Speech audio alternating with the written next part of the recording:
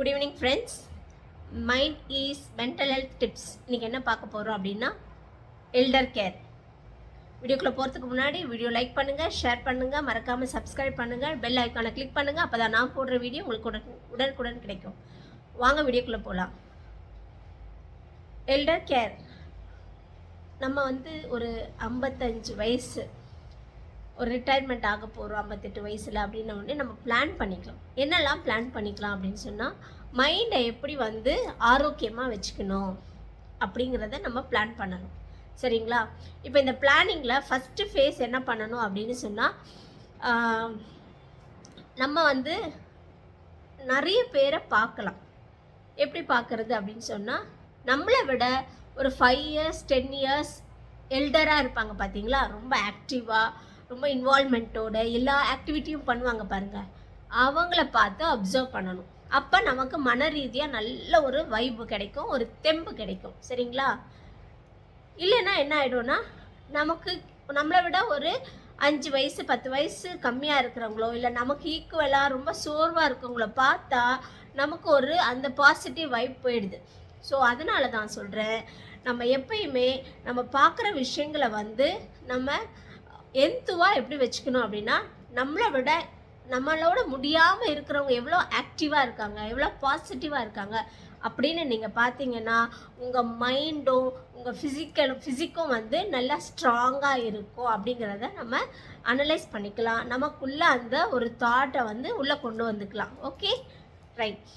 Next, இப்போ நீங்கள் பழகக்கூடிய ஃப்ரெண்ட்ஸ் உங்கள் வயசுக்கு, இப்போது ஒரு அம்மா வராங்க, இன்னொரு அம்மா பார்த்து, அம்மா எனக்கு ரொம்ப கஷ்டமாக இருக்குமா, வாழ்க்கையில் ஒரு சந்தோஷமே இல்லைம்மா, எப்போ பார்த்தாலும் எதனா ஒரு கேட்டுக்கோங்க. ஆனால் அவங்களுக்கு நீங்கள் பதில் சொல்ல போகிறது எப்படி இருக்கணும்? ஆமாம், வாழ்க்கைனா அப்படி தான் இருக்கும், அதையே நீ யோசிச்சேன்னா நீ என்ன பண்ண போகிற? ஸோ உனக்கு இன்னும் உடல் ரீதியாகவும் மன ரீதியாகவும் பாதிப்பு வரப்போகுது. ஸோ அதை நீ இனிமேல் மைண்டில் போட்டு குழப்பிக்காத, நல்லதே யோசிக்கலாம்.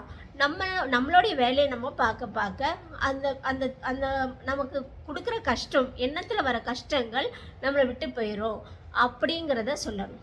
சரிங்களா? நீங்கள் அப்படி சொன்னால் நீங்களும் பாசிட்டிவாக ஆகிடுவீங்க, உங்கள் கூட அந்த நெகட்டிவாக கவலைப்பட்டவங்களும் பாசிட்டிவாக ஆகிடுவாங்க. ஸோ எப்பயுமே உங்ககிட்ட ஷேர் பண்ணுறவங்க நிறைய பேரை நம்ம பார்த்துருக்கோம். பக்கத்து வீட்டில் பேசுவாங்க, ஃப்ரீயாக இருக்க டைமில் பேசும்போதெல்லாம் பார்த்தா அவங்களுடைய எப்பயோ நடந்த கதைகளெல்லாம் பேசுவாங்க, அந்த பிரச்சனைகளை பற்றியே தான் பேசுவாங்க. அவங்க சிரித்து சந்தோஷமாக அந்த 2 பேர் ஷேர் பண்ணுறத நம்மளால் பார்க்கவே முடிய மாட்டேங்குது. அதனால தான் சொல்கிறேன், இனிமே அந்த மாதிரி குடும்ப விஷயங்கள் பேசினாலும் சரி, அதில் நல்ல விஷயங்கள், சந்தோஷமாக நிறைஞ்ச விஷயங்களை தயவு செய்து பேசுங்க. கஷ்டத்தை மட்டும் பேச நம்ம மனசும் நம்ம உடலும் கஷ்டத்தில் தான் முடியும். நம்ம வாழ்கிற வாழ்க்கை சந்தோஷத்துக்காக வாழ்கிறோம். தயவு செய்து அதை ஃபாலோ பண்ணி பாருங்கள். உங்கள் மனசு ஆரோக்கியமாக இருக்கும், நீங்களும் சந்தோஷமாக இருப்பீங்க. சரிங்களா? ஓகே, இப்போ நான் பிளான் பண்ணிக்க சொன்னேன். அப்போது ஒரு 56 இயர்ஸில் இருந்தே எப்படி பிளான் பண்ணோன்னா, எப்படி ஒரு குரூப் ஆஃப் பீப்புளை அசோசியேட் பண்ணிக்கணும். சரிங்களா?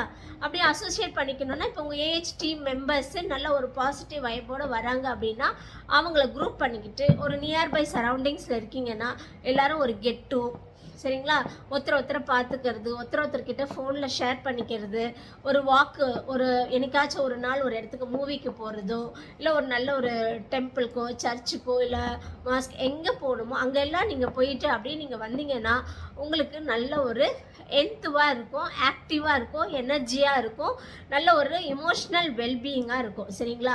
ஸோ எப்பயுமே நம்மளை ஒரு என்த்துவாக எனர்ஜெட்டிக்காக நீங்கள் வச்சுட்டிங்கன்னா உங்களுக்கு ஃபிசிக்கல் ஃபெட்டிக்கோ இல்லை ஃபிசிக்கல் பெயினோ இல்லை மென்டல் ஃபெட்டிக்கோ இல்லை மென்டல் பெயினோ தெரியாது. உங்களுக்கு மென்டல் பெயின்னா என்ன, அதுதாங்க இருக்கிறதுலே ரொம்ப கொடுமையானது. ஃபிசிக்கல் பெயின் கூட ஒரு மாத்திரை போட்டுக்கலாம், தைலம் தைச்சிக்கலாம். ஆனால் இந்த மென்டல் வரிஸ் இருக்குது பாருங்கள், அதைத்தான் நான் பெயின்னு சொல்கிறேன். அதை நினச்சி நல்ல விஷயங்கள், சுற்றி இருக்கிற அத்தனை நல்ல விஷயங்களும் நம்ம பார்க்காமலே போயிடுறோம். தயவு செய்து அந்த மென்டல் பெயின் கொடுக்குற விஷயங்களெல்லாம் தூக்கி போட்டுடலாம், சந்தோஷத்தை மட்டும் அனுபவிக்கலாம். நன்றி.